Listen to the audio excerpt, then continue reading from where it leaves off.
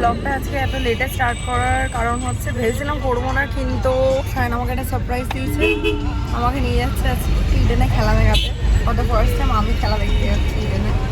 তো ইটালি আর ইংল্যান্ডের খেলা, তাই তো সেই জন্যই ক্যাবে করে যাচ্ছি, কারণ মানে গাড়ির পার্কিং সমস্যা তোমরা জানোই। আর এখন এই মুহূর্তে আমার মানে মেট্রো এই চাপাচাপি আমি মানে ওটা ইটস নট, বাইকে যাওয়াটাও ভালো, বাইক স্কুটি তো ওঠাই উচিত না। আর মেট্রো চাপাচাপিটা আমি ঠিক হ্যান্ডেল মানে ভয় পাচ্ছি আমি, খুব চাপাচাপি হলে তখন মুশকিল হয়ে যাবে। ফেরার সময় ক্যাবে করে ফিরবে, এটাই হচ্ছে সব থেকে আইডিয়াল। তো ওই জন্য তাড়াতাড়ি করে লাঞ্চ ফাঞ্চ করে সব কিছু করে টাইমের মধ্যে বেরিয়েছিলাম। একটা ডেট অব্দিও আমাকে বলেনি, সারপ্রাইজ দিয়েছে। তো সেই কারণে আমি পুরো একদম রিল্যাক্স ওয়েতেই চলছিলাম, জানতাম না। তারপরে সব কিছু করতে গিয়ে আর তখন ব্লগ স্টার্ট করিনি, ওই জন্য বেরিয়ে একেবারে ব্লগটা স্টার্ট করলাম।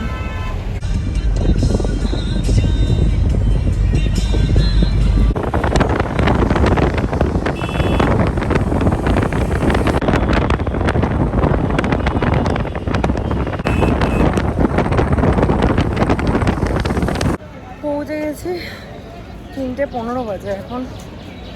খেলা কি শুরু হয়ে গেছে সায়ন? হ্যাঁ শুরু হয়ে গেছে, কিন্তু অনেক লোক ঢুকছে এখনো, প্রচুর লোক ঢুকছে।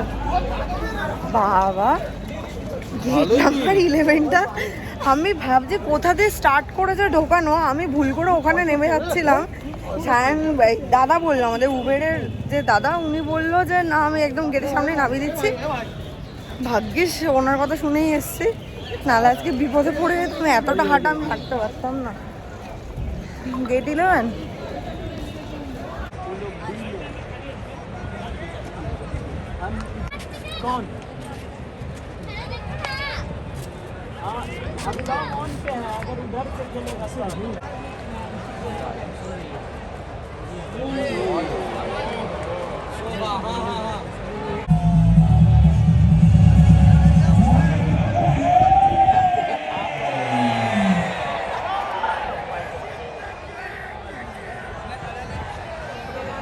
গেলাম আমরা, এখনো 2 ওভার বাকি রয়েছে, বাট কিছু করার নেই, ভিড় হয়ে যাবে, ভীষণ ভিড় হয়ে যাবে। হ্যাঁ তখন ধাক্কাধাক্কি হতে পারে। তো সেই জন্য আমরা রিস্ক নিলাম না, আগে বেরিয়ে গেলাম। গাড়িটা বুক করিস তাই তো? না, আমি রাস্তা দিয়ে হলুদ ট্যাক্সি ধরে নে। আজকে আমাদের ফুড প্যাকেট ছিল, কিন্তু আমরা একটাই খেতে পেরেছি। উফ, বাড়ি থেকে লাঞ্চ করেই এসেছিলাম।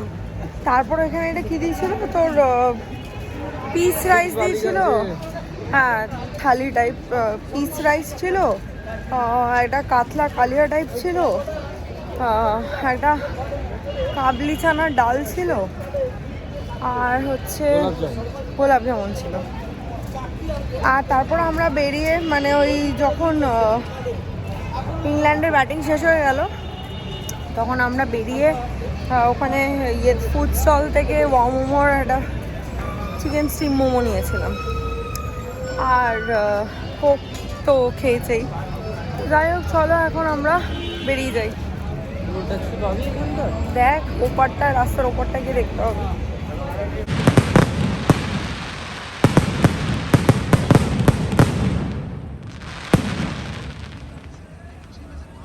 বাড়িতে এলাম, ফ্রেশ হলাম, চেঞ্জ করলাম সবার আগে। বাবা হে এক জামা কাপড় পরে কতক্ষণ ধরে বসছিলাম। তো যাই হোক এবার ফ্রেশ ট্রেশ হলাম, আর বাড়ি যাবো। এসছি বাড়িতে, আজকে আমার মা কড়াইশুটির কচুরি আর তরকারি খাওয়াবে, তাই জন্য আজকে সায়নেরও ইনভিটেশন। কি করবো, কড়াইশুটি কচুরি খেতে হবে, তো মিস করা যাবে না একদম। সায়নকে দিয়ে দিয়েছে কড়াইশুটির কচুরি আর সাথে আলুর তরকারি। খেয়ে বল কেমনি হয়েছে। দাঁড়া দাঁড়া, এটা আগুন। হ্যাঁ সবে ভেজে দিল না তোকে। Hi guys, good afternoon and welcome back to my vlog channel. কেমন আছো তোমরা সবাই? তো আশা করছি তোমরা সবাই অ্যাজ ইউজুয়াল অ্যাজ ফারাবাড়ি আছো। আজকে দিনটা তোমাদের সকলের খুব ভালো কাটবে। তো আজকে প্রায় 2 সপ্তাহ বাদে আমি ভ্লগ করছি। আজকে হচ্ছে 26th ফেব্রুয়ারি, থার্সডে। মাঝে কোনো ভ্লগ করা হয়নি কারণ একটু ঠান্ডা লেগেছিলো, হালকা ফুলকা একটু ঠান্ডা লেগেছিলো, জ্বর হয়নি, বাট ওই গলা ব্যথা কাশি হালকা হয়েছিল। তো এই সময় তোমরা জানো যে কোনো মেডিসিন সেইভাবে নেওয়া যায় না। তাই আমি ভেবেছিলাম যদি খুব সিভিয়ার হয় তাহলে ডক্টরকে মেল করব বা একবার চেক আপ মধ্যিখানে করেই নেবো, কারণ আমার অলরেডি চেক আপের ডেট রয়েছে। আগামী দিনই আমার চেক আপ, মানে 27শে ফেব্রুয়ারি হচ্ছে আমার চেক আপ রয়েছে। তো সেই জন্য মাঝখানে আর কোনো মানে ভেবেছিলাম যে যদি সিভিয়ার না হয় তাহলে আর ডাক্তার দেখাবো না। তো আমার সিভিয়ার হয়নি, কোনো মেডিসিন সেভাবে আমাকে নিতে হয়নি, ওই গরম জলে গার্গেল করে ভেপার নিয়ে আমার হয়ে গেছে। গলা ব্যথাটা অলমোস্ট ঠিক হয়ে গেছে। মেইনলি যেটা হয়েছিল কী বলতো, আমি একটু আইসক্রিম খাচ্ছিলাম আর হচ্ছে ফ্যানটা একটু চালাতে হচ্ছে, খুব আস্তে করেই চালাচ্ছি বাট চালাচ্ছিলাম, তো চালাচ্ছি, এখনও চলছে, ইনফ্যাক্ট ফ্যান এখনও চলছে, খুব আস্তে করে চলছে, কারণ প্রচণ্ড গরম লাগছে আর গরম ভালো পড়েও গেছে। তো সেই কারণে, আর প্লাস সায়নেরও হয়েছিল, সায়নের তো গলায় পুরো ইনফেকশন হয়ে গেছে। ওর টনসিল রয়েছে, টনসিল আমারও রয়েছে, বাট আমার টনসিল এফেক্ট হয়নি। যখন হালকা হালকা আমার গলা ব্যথা স্টার্ট হয়েছে আমি তখন থেকেই মানে প্রিকশন নেওয়া স্টার্ট করে দিয়েছিলাম, তো সেই কারণে আমি ঠিক হয়ে গেছি। বাট ওর মানে একটু ইনফেকশন হচ্ছে কয়েকবার ধরে, লাস্টবার ওর হয়েছিল ইনফেকশন হয়ে যাচ্ছে, মানে ওর ফ্যালেঞ্জাইটিস কাইন্ড অফ হয়ে যাচ্ছে। তো সেই কারণে এবার বলছে ওর এটা অ্যালার্জি থেকেও হচ্ছে, লাইক ধরো ডিম, বেগুন, চিংড়ি মাছ খেলে ওর জিনিসটা আরও ডিটোরিয়েট করছে। তো এইগুলো ওকে একদমই বারণ করেছে এখন খেতে, প্লাস ও ডক্টরও দেখিয়েছে, ওকে মেডিসিনও দিয়েছে, তো সেগুলো কন্টিনিউ হচ্ছে এখন। তো এইসব কারণের জন্য মধ্যিখানে আর ব্লগ করিনি, কারণ আমারও গলাটা পুরো ভেঙে গিয়েছিলো। তো ওই গার্গেল করতাম, গরম জল খেতাম, দিনে বোধহয় যখনই মানে বেশিরভাগ সময় জল খাচ্ছি গরম জল খাচ্ছিলাম। তো এই করে করে আমি ঠিক করেছি। এবার ও খুব একটা গার্গেল করতে বা ভেপার নিতে এগুলো পছন্দ করে না, সেই কারণে ওর মানে সারা তো দূরের কথা, ওর আরও ডিটোরিয়েট করেছিল, আর ওই জন্য ডক্টর চেক আপও করাতে হয়েছিল। ও একদম পছন্দ করে না, বাট আমারও ভালো লাগে না গার্গেল ফার্গেল করতে, কিন্তু কি করব, করতে হবে। এখন যেহেতু মেডিসিন নিতে পারবো না, মানে হুটহাট করে যে কোনো মেডিসিন নিতে পারবো না, তো এই করেই আর কোনো ভ্লগ করা হয়নি মধ্যিখানে। আর মানে সত্যি কথা বলতে মানে ঘরের কাজবাজ করে এই সময় না মানে অত এনার্জি পাইও না যে ভ্লগ করব। আর তার মধ্যিখানে আবার রান্নার দিদি দুদিন আসেনি, তো সেই সব কারণেও বলতে পারো যে আমি একটু মানে টায়ার্ড ফিল করছিলাম সব কাজবাজ ছেড়ে। তারপরে আমার এর মধ্যে অ্যানোমালি স্ক্যান ছিল। এবার অ্যানোমালি স্ক্যান আমার একদিনে হয়নি, 2 দিন করতে হয়েছে, মানে 2 দিন যেতে হয়েছে। তো বেসিক্যালি সেই অ্যানোমালি স্ক্যানের রিপোর্ট, তারপর আমার একদিন PPBS হয়েছে, মানে যেটা সুগার গ্লুকোজ চেক করে, এই টেস্ট ফেস্টগুলোও ছিল, ব্লাড টেস্ট হয়েছে।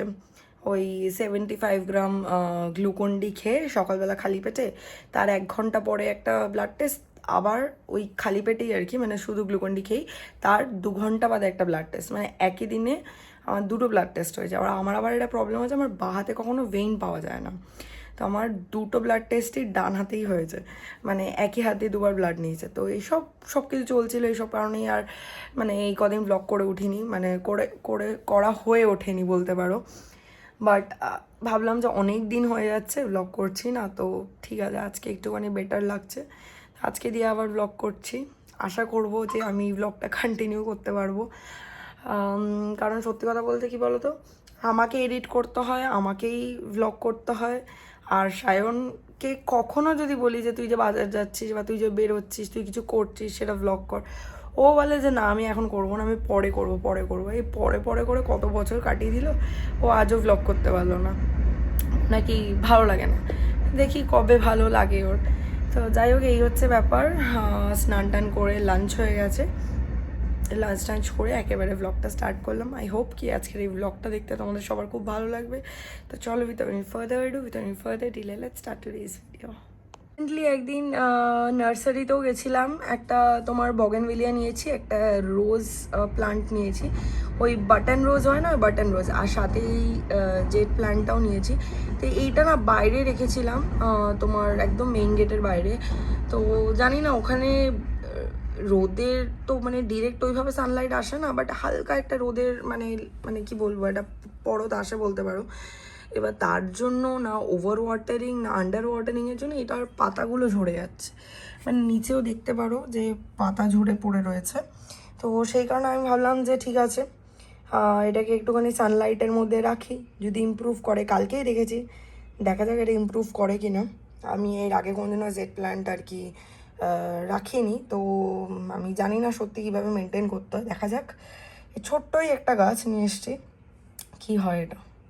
সন্ধ্যা হয়ে গেছে, ওই জন্য সকলের লাইট জ্বালিয়ে দিলাম। এইবার গ্রিন টি করবো।